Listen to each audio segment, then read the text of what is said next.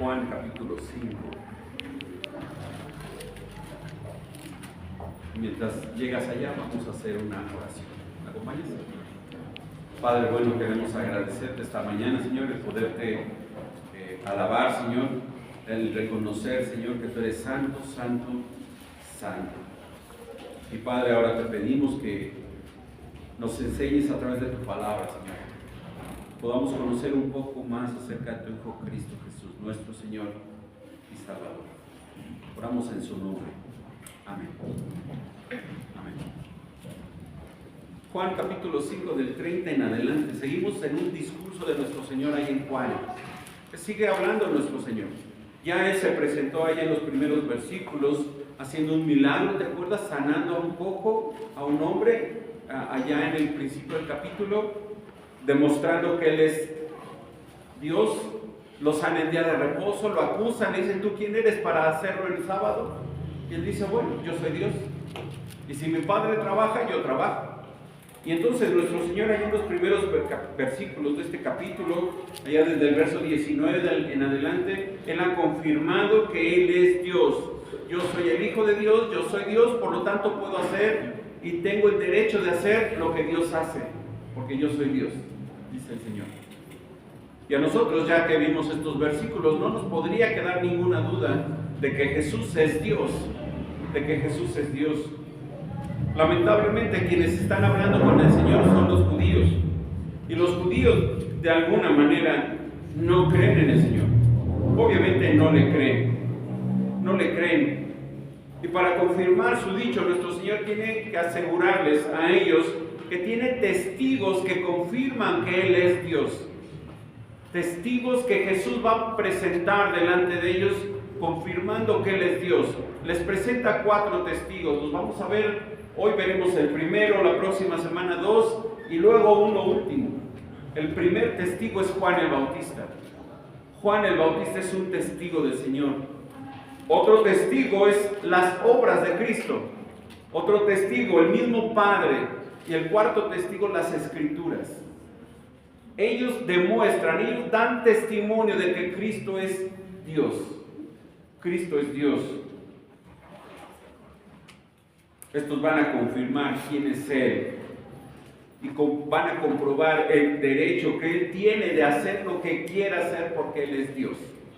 Así de sencillo. ¿Por qué Dios hace lo que hace? Porque es Dios.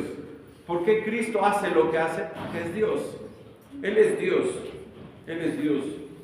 Y bueno, no todos somos abogados, pero si todos fuéramos abogados tendríamos más o menos la idea de qué es un testigo. ¿Qué es un testigo? Hay diferentes tipos de testigos para un juicio. Generalmente no se acepta que la persona acusada sea testigo, porque casi siempre va a decir que, pues algo para su conveniencia, para salir librado de cualquier problema. Entonces no se acepta el testimonio del propio acusado para decir yo doy testimonio de mí. Y Jesús va a hablar de eso ahí en los primeros versículos, y ahorita lo vamos a ver. Hay un ejemplo de una mujer empresaria, que una personalidad de la televisión, Martha Stewart se llama, que allá en el 2000, por ahí en el 2003, se presentó como testigo propio de que no había hecho fraude, que sí hizo, y la declararon culpable. Pues sí, obviamente, ¿verdad? Obviamente intentó exculparse ella misma, pero no pudo. Hay varios diferentes tipos de testigos en los juicios. Por ejemplo, hay testigos presenciales. Son aquellos que han visto o han escuchado los hechos en cuestión y pueden proporcionar detalles importantes de esa persona o de ese evento. No todos podríamos ser testigos presenciales si no estuvimos ahí. Hay testigos expertos, especialistas en una materia específica que pueden dar su opinión técnica y objetiva de lo que ha sucedido. Un médico, por ejemplo, un abogado, un contador, etc. Tercero, testigos de referencia. Son aquellos que han recibido la información de terceros y que pueden dar información de ese tercero, no propiamente del evento. Y bueno, los abogados ahorita están diciendo sí. No sé si hay muchos abogados, pero bueno, Osvaldo sí estudió leyes y él sí debe decir, sí, me acuerdo de la materia aquella que me enseñaron. Y hay un cuarto testigo, testigos calificados. Juan el Bautista es un testigo calificado. Son aquellos que tienen una posición y un conocimiento particular que les otorga mayor relevancia en el caso. Entonces Juan el Bautista es un testigo calificado, y es el testigo que vamos a revisar esta mañana, Juan el Bautista, en particular Juan. Pero antes de llegar a los testigos, nuestro Señor va a presentar su defensa. Imagínate que Él está en una corte y Él va a presentar su defensa y luego va a traer a sus testigos. Él es el abogado, Él va a presentar a testigos para que autentifiquen que Él es el Hijo de Dios. Y entonces está el jurado, que son los judíos, está la audiencia, que son los judíos que estaban escuchando al Señor en ese momento, pero ahí están los fariseos, los sacerdotes, los escribas, aquellos que juraron, que han decidido quitarle la vida y están acusando. Y entonces Él va a presentar su defensa, allí en el verso 30 al 32, y luego del 33 al 35 va a presentar a Juan el Bautista. Obviamente, Él tiene derecho a hacerlo, Él quiere hacerlo, Él sabe que ellos dudan de Él, Él sabe que lo juzgan, Él sabe que lo critican. Es más, ellos ya decidieron acusarlo y condenarlo. Sin embargo, Él va a presentar su defensa. Vean el verso número 30. Y ahí en el verso número 30 dice el versículo: no puedo hacer yo nada por mí mismo. Según oigo así juzgo, y mi juicio es justo, porque no busco mi voluntad, sino la voluntad del que me envió, la del Padre. Y este versículo tiene que ver con el versículo 19. Ahí al ladito, busca el versículo 19. Dice el Señor: no puede el Hijo hacer nada por sí mismo, sino lo que ve hacer al Padre, porque todo lo que hace el Padre lo hace el Hijo igualmente. Y es muy parecido a lo que tenemos acá en el versículo 30. ¿De qué habla este versículo? De la unidad de Dios el Padre y Dios el Hijo. El Padre y el Hijo son uno, son Dios. La idea general de este versículo tiene esta idea. Debido a que hay una íntima relación, dice nuestro Señor, entre yo y el Padre, no puedo hacer nada independientemente o separado de Él. Juzgo, decido, hablo en completa armonía con el Padre, como si Él estuviera conmigo constantemente, y por lo tanto mi manera de hablar, mi manera de juzgar es como si lo hiciera el Padre. Por lo tanto, mi juicio siempre es correcto. Porque todo lo que hago, no busco hacer mi voluntad en todo lo que hago, sino la voluntad del que me envió. Porque hay una absoluta armonía entre Él y yo. En otras palabras, Él y yo somos el mismo, somos uno. Por lo tanto, cuando yo hablo, juzgo, digo o hago, lo hago como si lo hiciera ¿quién? El Padre. Ahora observa que cambia el tono del pasaje de los versículos anteriores, del 19 al 29, porque allá Él habla en tercera persona. El Hijo del Hombre le ha dado al Hijo, etc. Siempre habla de Él en tercera persona. Pero acá cambia a primera persona. Ve el verso 30. Dice, no puedo yo hacer nada por mí mismo. Así como yo oigo, yo juzgo, siempre está en primera persona. Ya no habla de Él como en tercera persona, sino habla de Él en primera persona. Ahora yo soy el Hijo. Yo soy quien está hablando, yo soy quien oye, yo soy quien juzga. Y esto es interesante porque sigue siendo el mismo discurso. Sin embargo, ahora la posición es, Él está en defensa de quién es Él. No tendría por qué hacerlo, ¿verdad? Porque ya dijo que Él es Dios. Y confiamos en eso, y sabemos y creemos eso. Sin embargo, Él toma el papel de intentar, no convencernos, porque no nos va a convencer, pero intentar mostrarles con testigos que su declaración es verdadera y que ellos no tendrían derecho de dudar de Él. Dice, no puedo yo hacer nada por mí mismo. El Hijo de Dios, el Hijo no puede hacer nada sin el consentimiento del Padre. Por mí mismo no significa sin ayuda. No, no. Su deseo, su acción es la misma acción del Padre. Entonces su juicio y todo lo que el Hijo hace proviene de la voluntad directa del Padre. Un comentarista dice, así como cuando decimos que es imposible que Dios haga el mal, no le imputamos debilidad alguna, sino que confesamos su poder indescriptible en él. Igualmente, cuando Cristo dice, no puedo yo hacer nada por mí mismo, el significado es que es imposible, mi naturaleza no lo permite, que haga algo contrario al Padre. El Hijo nunca va a estar, el Hijo de Dios, nunca va a hacer nada en contra de la voluntad del Padre. Jamás, jamás. ¿Por qué? Porque son el mismo. Es el mismo Dios. Dios no podría hacer una cosa el Hijo y otra cosa el Padre, ¿verdad? No, harían lo mismo, decidirían lo mismo, harían exactamente lo mismo, juzgarían de la misma manera. Entonces, cuando dice que el Padre le dio al Hijo el derecho de juzgar, ¿quién está juzgando? El Padre mismo. La voluntad de Jesús es hacer la voluntad del Padre, lo que demuestra que tienen la misma naturaleza. En otras palabras, son la misma persona, la misma esencia. No hay diferencia. No hay diferencia. Por lo tanto, Cristo es Dios. Cristo es Dios. Y dice el Señor ahí en el verso 30, según oigo, así juzgo y mi juicio es justo. Aquí Jesús está enfatizando su papel como juez. Aquello que el Padre ya le delegó, lo vimos en el verso 22, verso 27, Él tiene el derecho de hacer juicio. Y este juicio lo hace, dice, según oigo. ¿De dónde? ¿Quién le habla para hacer juicio? El Padre.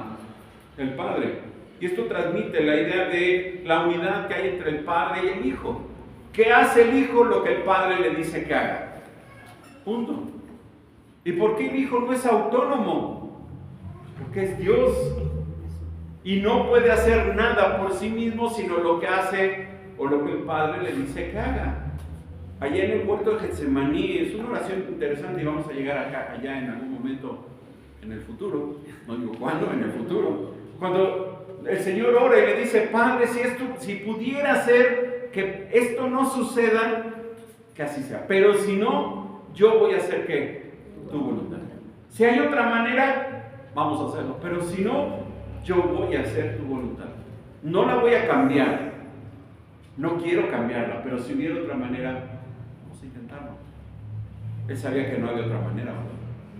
Él sabía que la voluntad del Padre era que Él llegara a la cruz y muriera por el hombre pecador. Esa era la voluntad del Padre. No se estaba negando a hacer la voluntad del Padre, simplemente estaba tomando la decisión, estaba poniendo delante del Padre esa posibilidad, si hubiera otra manera. No la hubo, nunca la hubo, y el Padre simplemente ejecutó su voluntad en él. Hay una unidad entre el Padre y el Hijo. Nada puede hacer el Hijo por sí mismo, sino lo que ve hacer al Padre, dice el verso 19. Por lo tanto, ni una sola de las palabras del Señor, ni una sola de sus obras estuvieron en conflicto o contrarias a la voluntad del Padre. Todo lo que el Hijo hizo fue hacer la voluntad del Padre. Lo dice nuestro Señor allá en el capítulo 17. Hice todas las cosas que me dijiste que hiciese. Hice todo. No faltó una sola cosa. Ni una sola cosa.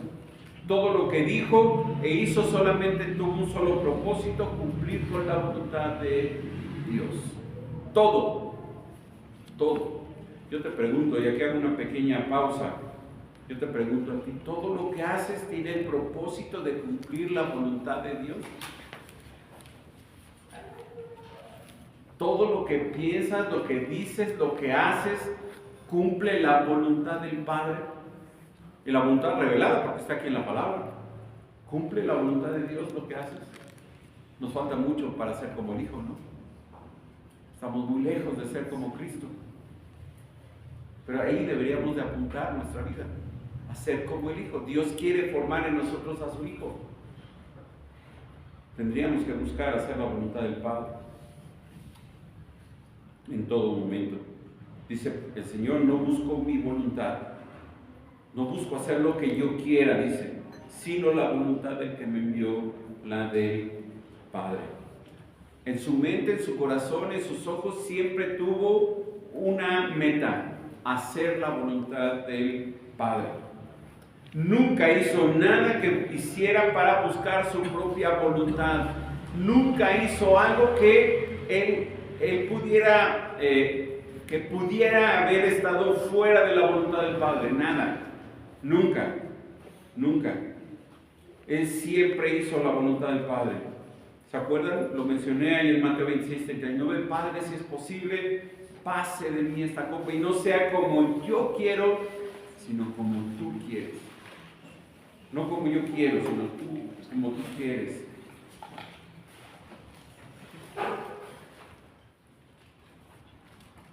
Es complicado, ¿verdad? Cuando hablamos de la Trinidad, intentar separar a las personas de la Trinidad. Es difícil, porque estamos hablando del mismo ser de tres personas. Es difícil decir el Padre, el Hijo y el Espíritu. Lo intentamos hacer malamente. Difícil, es complicado hacer esta distinción, pero entendemos que Dios es uno. Y lo que hace el Hijo, lo hace el Padre. Y la voluntad del Padre es la voluntad del Hijo, y el juicio del Padre es el juicio del Hijo. Esto es lo que está diciendo nuestro Señor ahí. Esto es como un resumen de todo lo que dijo en los versículos anteriores. Y empieza a hablar del testimonio. Si se fijaron a la hora de la lectura de este pasaje, y solamente lo voy a mencionar, a la hora de estar leyendo el pasaje, hay una palabra que se repite constantemente. Empieza en el verso 31.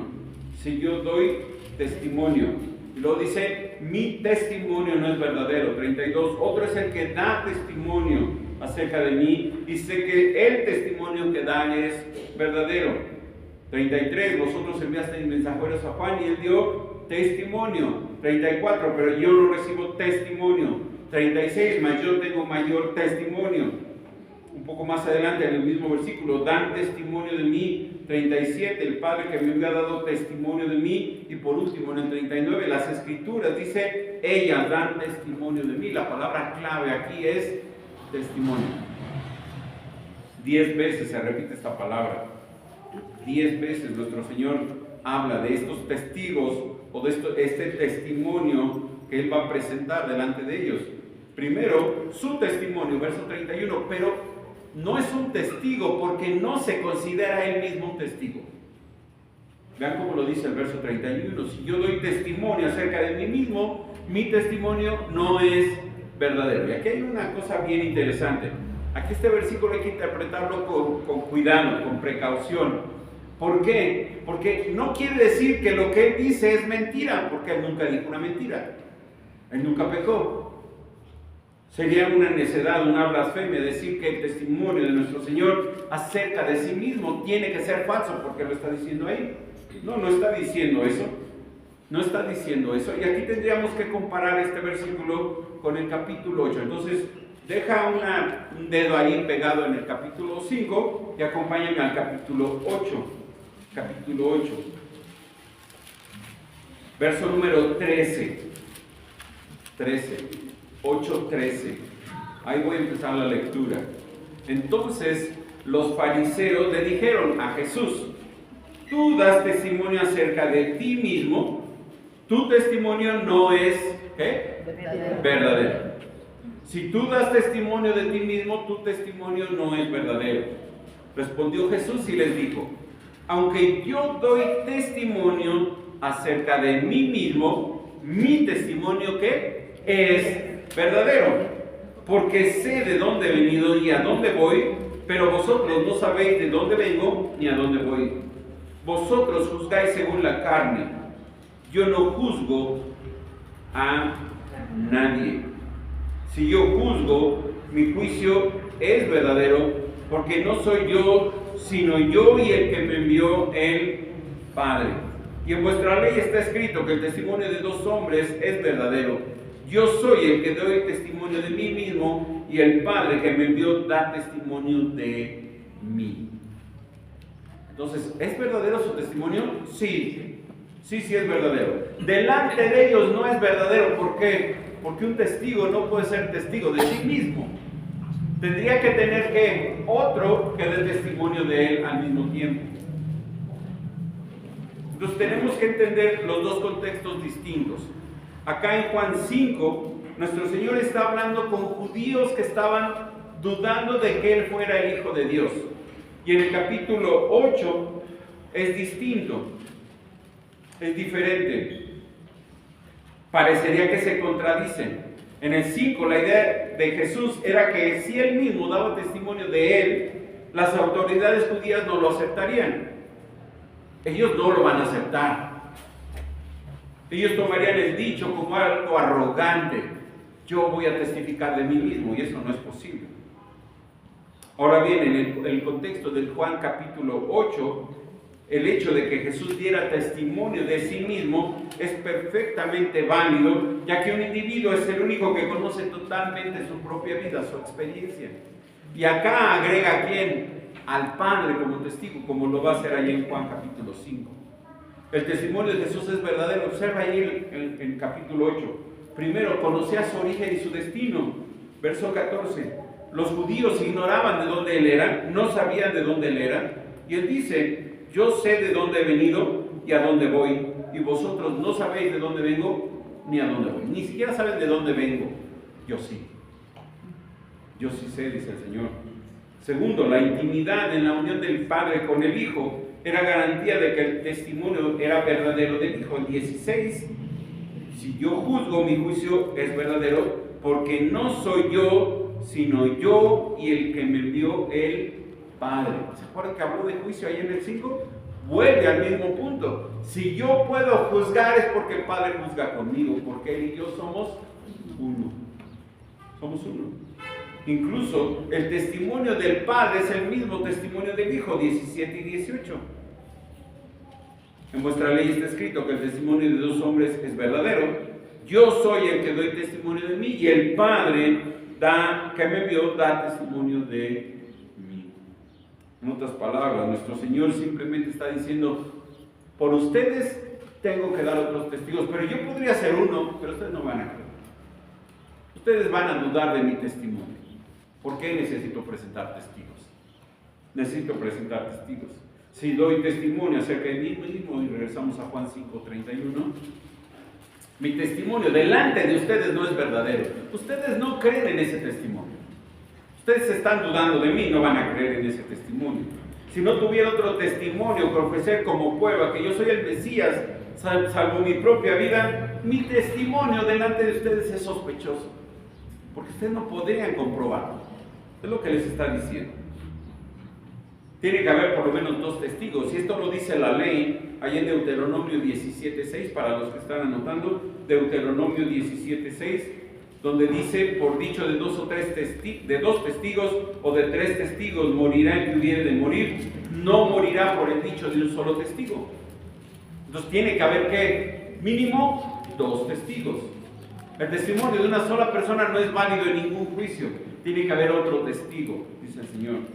Lo mismo dice Deuteronomio 19:15. No valdrá un testigo contra ninguno en cualquier delito o en cualquier pecado que se cometiere. En el dicho de dos testigos o en el dicho de tres testigos consistirá el negocio.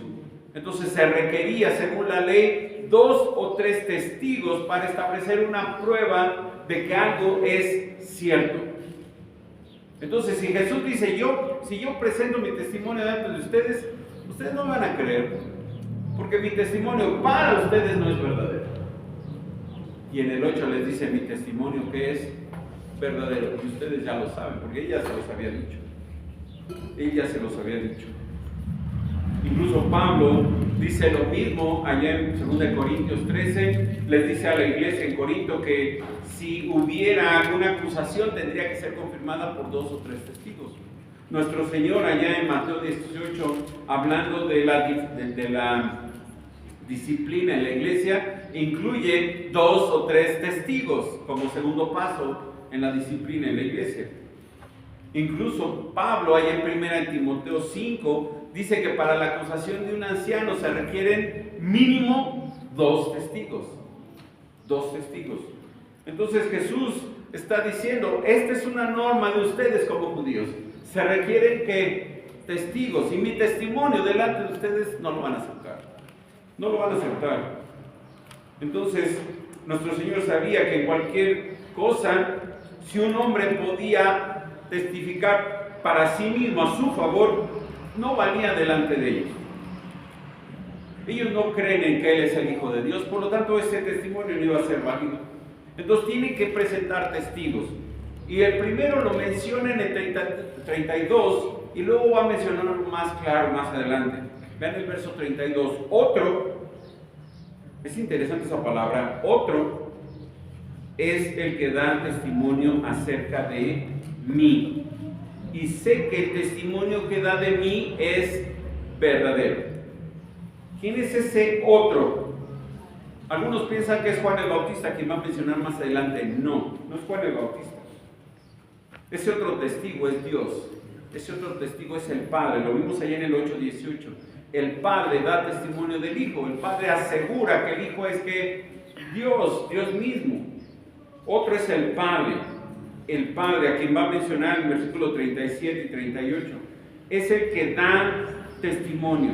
Y ese da testimonio está en presente, lo que significa que siempre el Padre da testimonio de que el Hijo es su Hijo. Siempre. En todo momento el Padre está declarando que su Hijo es Dios. Siempre.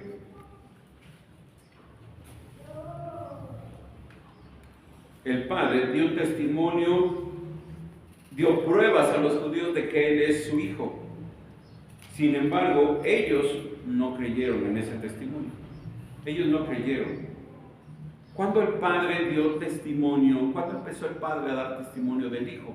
Bueno, hay varios momentos en que el Padre da testimonio del Hijo audiblemente. Por ejemplo, en el bautismo, se está bautizando en el Jordán con Juan el Bautista y se oye una voz del cielo que dice: este es mi Hijo amado. ¿Quién? El Hijo. El Hijo. En la transfiguración es otro momento en que el Padre se escucha la voz del cielo y el Padre dice: este es mi Hijo amado. Incluso les agrega a los discípulos: a Él oíd, escúchenlo a Él, les dice. Otro momento es en el momento, dice, no me acuerdo cuál de los evangelistas, cuando están entrando a Jerusalén, está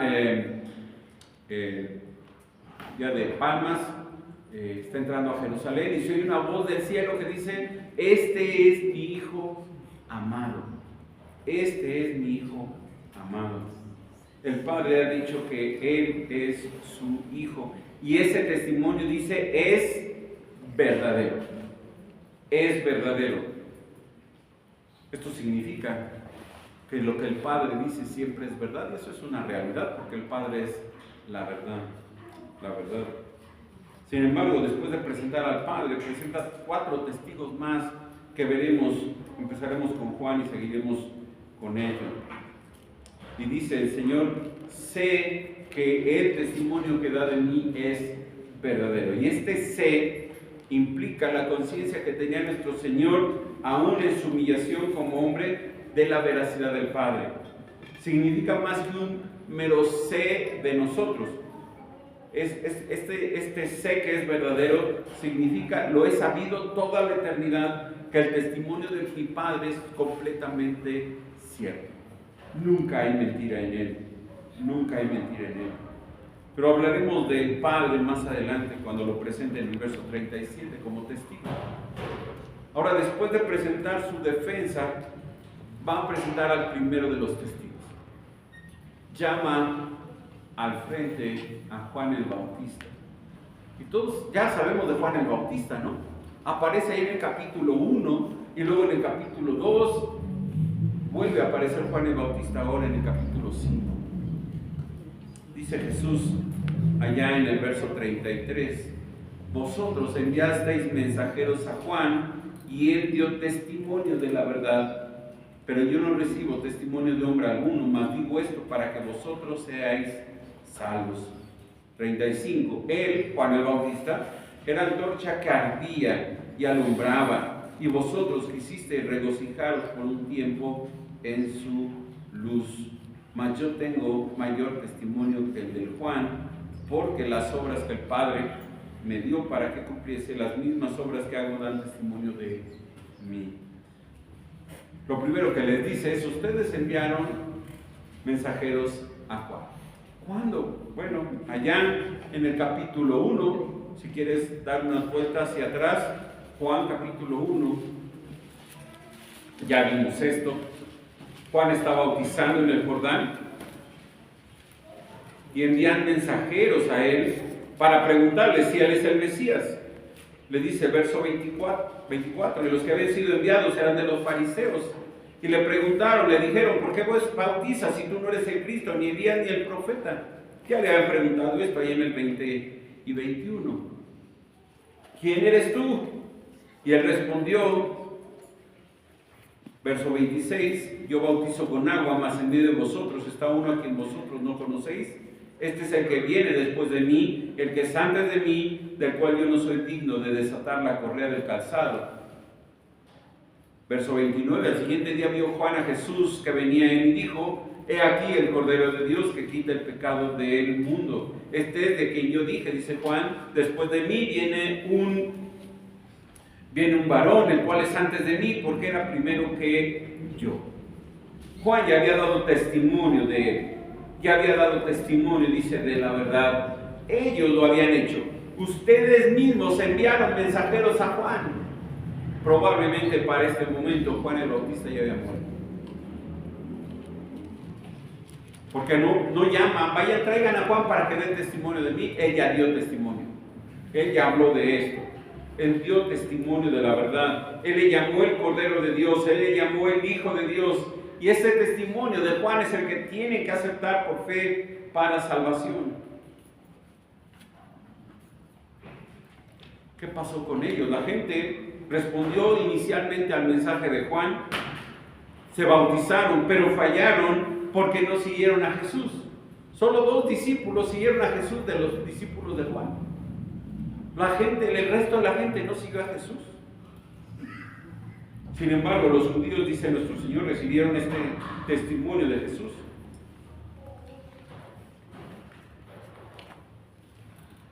Enviaron mensajeros, escucharon a Juan, supieron el testimonio. ¿Y qué hicieron con ese testimonio? Nada, lo rechazaron. No le creyeron a Juan. Entonces Cristo está presentando a su primer testigo, Juan el Bautista. Ustedes le enviaron mensajeros, ustedes supieron su mensaje, ustedes supieron su testimonio. ¿Qué hicieron? Nada. No hicieron nada. No hicieron nada. En lugar de reconocer a Juan como el enviado de Dios para preparar un camino al Rey, al Mesías, rechazaron al mensajero, a Juan, y rechazaron al Rey, a Cristo.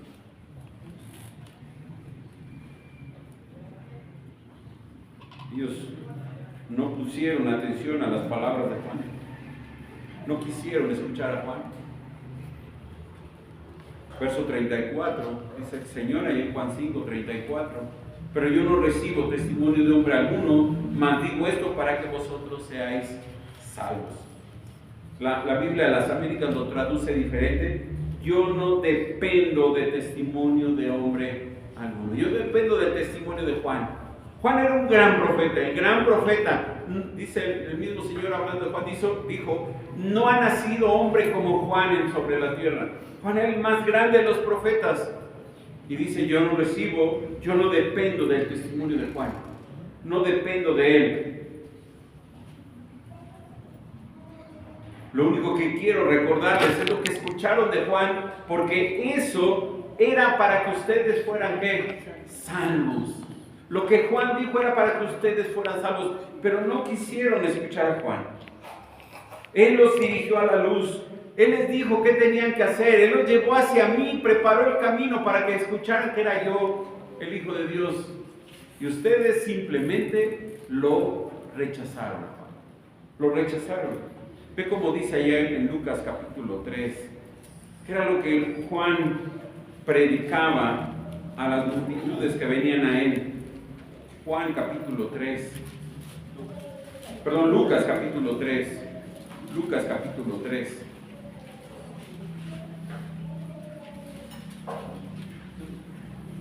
presenta a Juan ahí en el verso 2. Dice: vino palabra de Dios a Juan, hijo de Zacarías, en el desierto. Y Juan fue por toda la región contigua al Jordán, predicando el bautismo de arrepentimiento para perdón de pecados. Como está escrito en el libro de las palabras del profeta Isaías, que dice: voz que clama en el desierto, preparad el camino del Señor, enderezad sus sendas, todo valle se rellenará y se bajará todo monte y collado, los caminos torcidos serán enderezados y los caminos ásperos allanados, y verá toda la carne la salvación de Dios. Y decía a las multitudes que salían para ser bautizados por él: oh generación de víboras, ¿quién os enseñó a huir de la ira venidera? Haced pues frutos dignos de arrepentimiento, y no comencéis a decir dentro de vosotros mismos: tenemos a Abraham por padre, porque os digo que Dios puede levantar hijos a Abraham aún de estas piedras. Y ya también el hacha está puesta a la raíz de los árboles, por tanto, todo árbol que no da buen fruto se corta y se echa en el fuego. Y la gente le preguntaba diciendo: entonces, ¿qué haremos? Respondiendo les dijo: el que tiene 2 túnicas, dé al que no tiene, y el que tiene que comer, haga lo mismo. Vinieron también los publicanos para ser bautizados, y le dijeron: maestro, ¿qué haremos? Él les dijo: no exijáis más de lo que os está ordenado. También le preguntaron unos soldados diciendo: ¿y nosotros qué haremos? Y les dijo: no hagáis extorsión a nadie, ni calumniéis, y contentaos con vuestro salario. Como el pueblo estaba en expectativa, preguntándose todos en sus corazones si acaso Juan sería el Cristo. Respondió Juan diciendo a todos: yo a la verdad os bautizo en agua, pero viene uno más poderoso de yo, del cual yo no soy digno de desatar la correa de su calzado. Él os bautizará en Espíritu Santo y fuego. Su aventador está en su mano, y limpiará su era, y recogerá el trigo en su granero, y quemará la paja en fuego que nunca se apagará.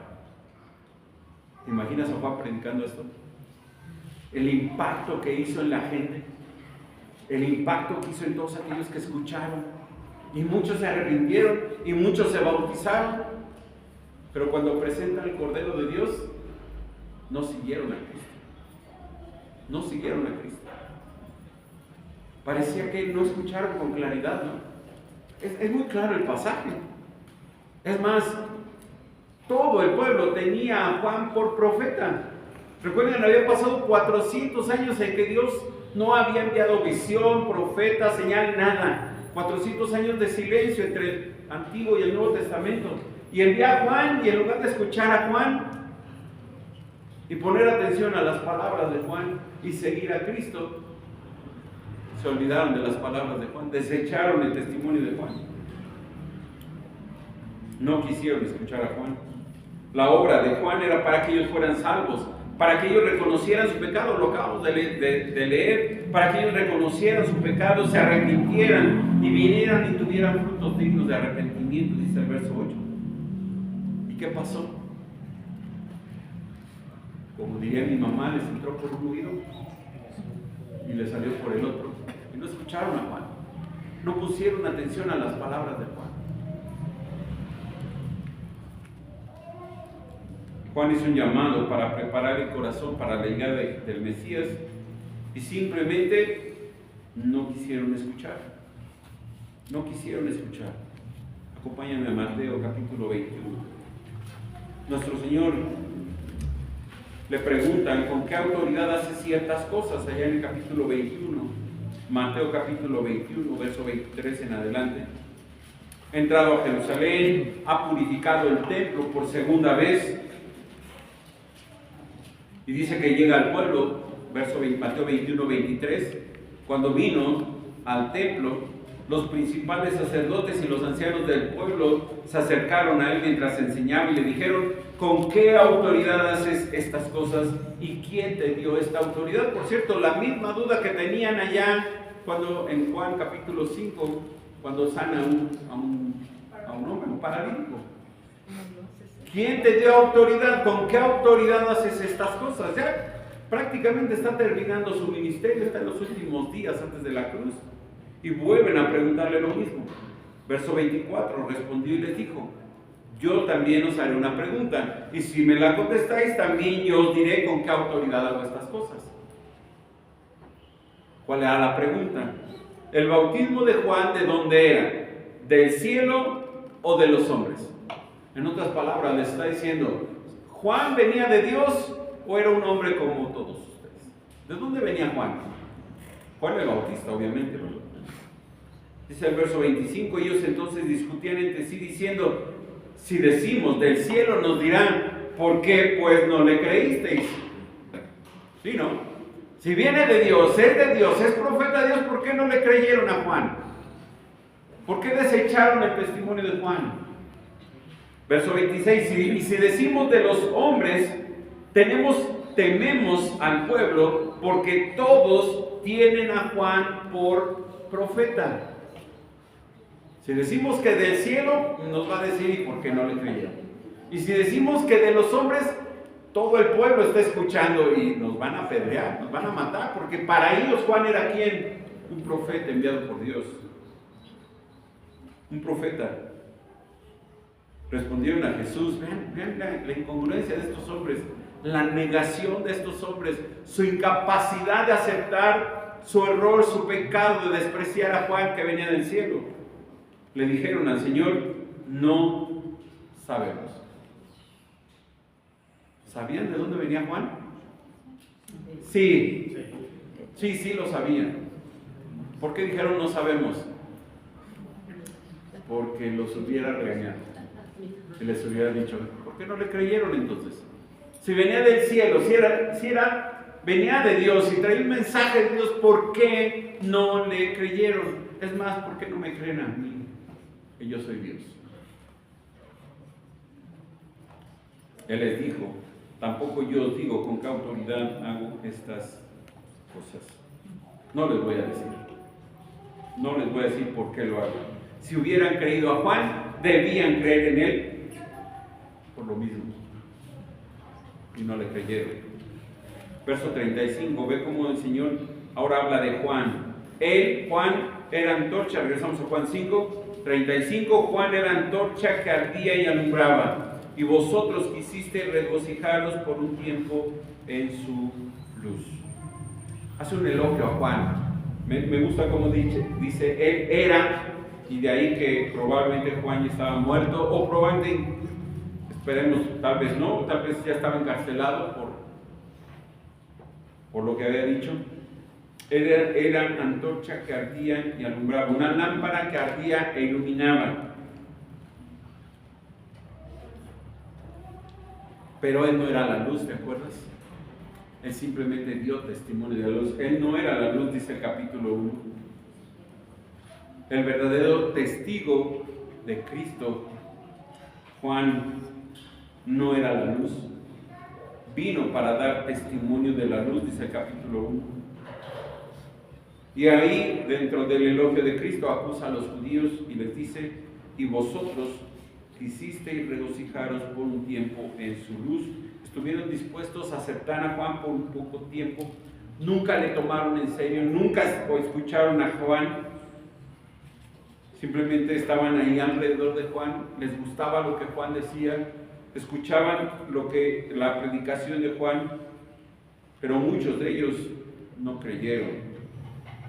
Tenían emoción por escuchar a alguien que venía de Dios, lo reconocieron, pero no quisieron aceptar el testimonio de Juan.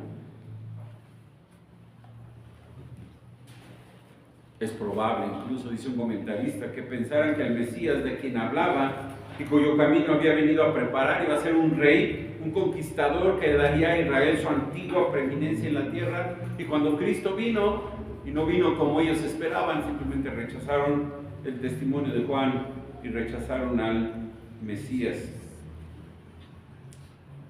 Juan les produció una sensación agradable, era agradable ver a Juan, escuchar a Juan, mientras dijeran lo que ellos esperaban que les dijeran. Simplemente le abandonaron cuando no les convenía escuchar a Juan. Y mucha gente escucha así la verdad de Dios, cuando es todo bonito y hermoso, amén, dicen, ¿no? Pero cuando la predicación se torna dura, difícil, que hiere los oídos, que causa dolor en el corazón, ya no queremos escuchar la palabra. A mí hablen de cosas bonitas, pero cuando tiene que ver con confesar un pecado, con cambiar una actitud, con arrepentirme de mis pecados, con volverme a Dios, con seguir a Cristo, con comprometerme con Él. No, ya no, pastor, ya no. Esa parte no. Es bien bonito hablar de Juan, ¿no? Es bien bonito hablar de Cristo. Mucha gente piensa eso. Mucha gente piensa que la palabra de Dios es algo feliz, que te va a traer gozo. Y sí, va a traer gozo a aquel que cree en Cristo. Va a traer paz a aquel que cree en Cristo. Va a traer consuelo, esperanza. Pero aquel que rechaza a Cristo como Señor y Salvador, esta palabra es dura. Es como comer un bolillo duro que lastima las encías, que lastima los dientes, que no te va a nutrir y que te va a doler el estómago. Así es la palabra dura cuando tú no has creído en Cristo. Él era una antorcha que iluminó a su generación, dice Cristo. Y los judíos, en lugar de seguir el testimonio de Juan, lo abandonaron. Él no era la luz verdadera. Él no era la luz verdadera. Simplemente abandonaron el testimonio de Juan. Un comentarista dice: siempre ha sido costumbre de los que profesan ser cristianos no valorar a sus pastores durante mucho tiempo, aunque ellos nunca han sido luces que ardan o brillen tanto. Juan no había cambiado, pero sus oyentes sí. Él ardió y brilló en el candelero con el mismo celo y resplandor hasta el fin, pero ellos habían cambiado la idea acerca de él. Y a él, a Juan, lo despreciaron. ¿Sabes qué hicieron con Cristo? Lo mismo, exactamente lo mismo. Y hay mucha gente que recibe con gozo la palabra de Dios. Y dice: qué bonito habló el pastor, qué bonito predicó. Y bueno, a veces no, mi voz no es tan bonita, pero la palabra de Dios es la que debe tocar nuestros corazones, llegar a nuestras mentes, porque lo que Dios quiere es tocar nuestras vidas a través de su palabra. Que nuestra vida cambie a través de su palabra, que sea expuesta a la palabra de Dios fielmente, claramente. Y mis hermanos, lo he dicho, lo digo ahorita y lo voy a seguir diciendo: Cristo es Dios. Y si tú quieres realmente creer que Cristo es Dios, si tú realmente quieres aceptar a Cristo, necesitas entender tu pecado, confesar tu pecado y venir a Cristo en arrepentimiento. Si tú no has creído en Cristo, estás perdido. Vas camino al infierno eterno. Allá te están esperando, no te están esperando, pero allá vas a llegar. No hay nadie todavía, entonces todavía no hay nadie ahí que te esté esperando, pero allá vas a llegar. Allá vas a llegar, es el lugar preparado para el diablo y sus ángeles y para todos aquellos que rechacen el testimonio de Cristo. Todos, hermanos, todos los que rechacen el testimonio de Cristo van a estar allí toda la eternidad. Y no hay escapatoria, no la hay. Esta semana estaba enseñando en teología respecto al infierno. El infierno tiene un letrero de luz neón al frente que dice: bienvenidos. Hermoso. Una cosa súper bien hecha, precioso, atractivo, todo el mundo quiere entrar. Del otro lado tiene un letrero que dice: no pasar.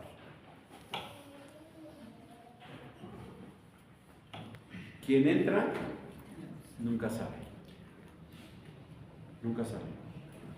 Aquel que rechaza el testimonio de Cristo, aquel que rechaza a Cristo como Señor y Salvador, aquel que no ha creído en Cristo fielmente, su destino está marcado. Su destino está marcado. Si tú has creído en Cristo, tu destino está marcado y es con Él, en la presencia del Padre. Ahí es donde vamos a terminar nosotros, porque hemos creído en su testimonio, hemos aceptado a Cristo como Señor y Salvador, y nuestra fe tiene un fundamento firme, estable, del cual no hay motivo de dudar, ¿verdad? Creemos en Él, pero hay mucha gente que no ha creído en Cristo. Les gusta la palabra predicada, les gustan los cantos, se oyen bonitos, ¿no? Se oyen bonitos, a mí me gustan los cantos. No canto tan bien, pero me gustan los cantos. Pero cuando una persona necesita ser salva, tiene que escuchar la palabra de Dios, porque es a través de la palabra que viene la fe. Es Sin la palabra de Dios no hay fe. Los cantos son hermosos, tu testimonio es muy bueno, pero necesitan escuchar la palabra de Dios predicada para que puedan creer. ¿Y quién les va a predicar? ¿Quién va a ir a predicarles? A tus vecinos, a tus padres, a tus hermanos, a tus hijos. ¿Quién les va a predicar? ¿Qué testigo le vas a llevar? Cristo presentó su primer testigo, ¿no? Juan. Juan es un testigo para nosotros. Juan confirmó que Cristo es Dios. Lo confirmó. Veremos otros testigos que para nosotros son seguros, son claros, ya los hemos visto. Pero la gente necesita escuchar que Cristo es Dios y que sin Cristo se van a perder en el infierno eterno. Eso tienen que escuchar. Eso tienen que saber. Vamos a orar. Padre, gracias, Señor, gracias por tu palabra. Gracias por que simplemente, Padre, nos confirmas algo que ya habíamos creído nosotros. Algo que ya habíamos escuchado, Padre, en tu palabra. Que tu Hijo, que nuestro Señor Jesucristo es Dios. No dudamos de sus palabras, creemos verdaderamente que Él es Dios. Creemos en sus palabras, Señor. Hemos visto, hemos leído, y Él lo ha declarado, Señor, a nuestros corazones, y gracias, Padre, por ello. Gracias porque tenemos una seguridad, Padre, que no teníamos antes de Cristo. Tenemos la seguridad de que un día estaremos con Él por toda la eternidad, y que nada ni nadie nos podrá arrebatar de su mano. Pero también hemos escuchado, Señor, que aquel que no ha depositado su fe en Cristo tiene la seguridad de una vida, una muerte eterna sin Cristo, una vida separada eternamente de Él. Y oramos, Señor, porque si hay aquí alguna persona que no ha creído en tu Hijo como Señor y Salvador, que tiene dudas, que tal vez ha escuchado testimonios de personas que niegan que Jesús es Dios, y tal vez su propia vida, Señor, ha sido una lucha terrible, Señor, en contra del pecado, en contra de la maldad, en contra de lo que el mundo y Satanás, Señor, quieren enseñar. Oramos, Padre, porque tú les des la oportunidad de escuchar, Señor, ese evangelio de salvación, y puedan venir, Señor, en arrepentimiento y fe delante de Cristo, confesar sus pecados, Señor, y aceptar la salvación que le está ofreciendo. Oramos por aquellos, Padre, que tal vez no están aquí, pero que los amamos, tal vez son amigos, son parientes, vecinos, compañeros, Señor. Oramos por ellos, Padre, para que también tu evangelio, Señor, llegue a sus vidas y puedan creer en Cristo, Padre. Señor, gracias porque en nosotros, Señor, está confirmado. Es una seguridad, es una certeza que tu Hijo es Dios, a quien amamos, Señor, a quien deseamos, Señor, servir con todo nuestro corazón, y de quien dependemos, Señor, completamente. Oramos, Padre, en su nombre y para su gloria. Amén.